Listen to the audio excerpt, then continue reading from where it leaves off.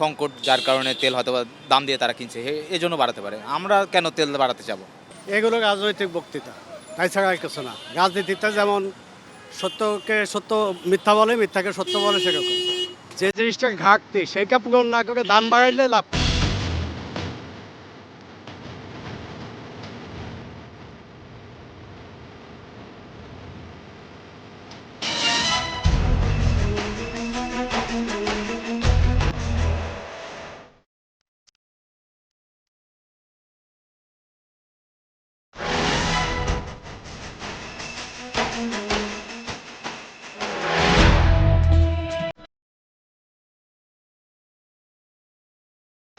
দর্শক শুভেচ্ছা। ২১শে টেলিভিশনের নিয়মিত আয়োজন জনতার কথা অনুষ্ঠানে আপনাদের স্বাগত জানাই। আমি আসিফ সুমিত।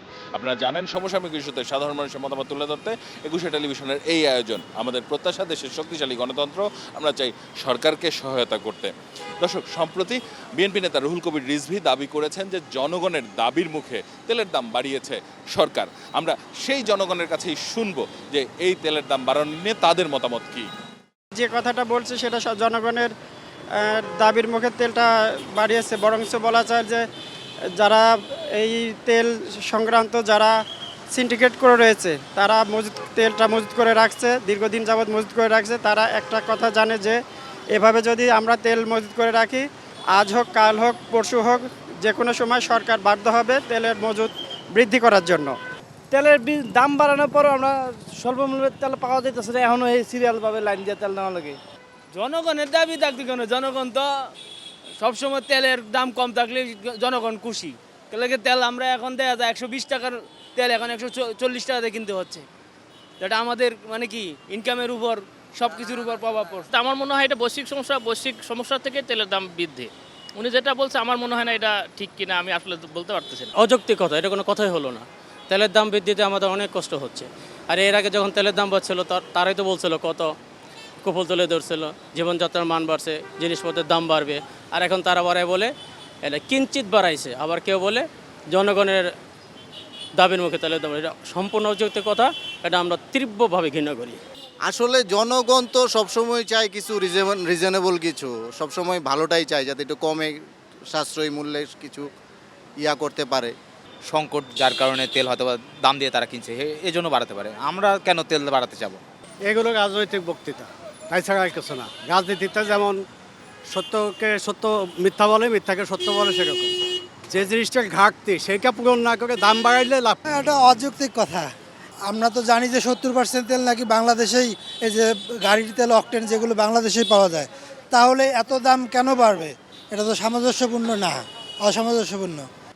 বিশ্ববাজারে তো আপনার এই ঝামেলা, এই কারণেই তো হয়তো তেলের দামটা বাড়াইছে। আমরা যারা তেল নিই একই তো ভোগান্তি, 2 নাম্বার বাড়াই দিছে। আমরা যদি জনগণের খাতায় পড়ি তাহলে তো আমাদের কোনো মতামত ছিল না। এটা কোন জনগণ মতামত দিচ্ছে এটা উনি জানে।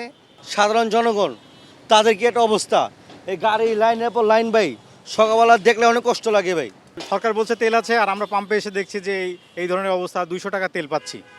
5 ঘন্টা লাইন দিয়ে যদি আমাদের এই অবস্থা হয়, তাহলে আমাদের যে কর্মঘণ্টা, আমরা যে কাজ করে খাবো, আমরা আমার 3 দিন অন্তর প্রায় 7 লিটার তেল লাগে, কিন্তু আমি 200 টাকা 300 টাকার উপরে তেল পাচ্ছি না। তেলের দাম বাড়ার পরেও কেন এই ভোগান্তি?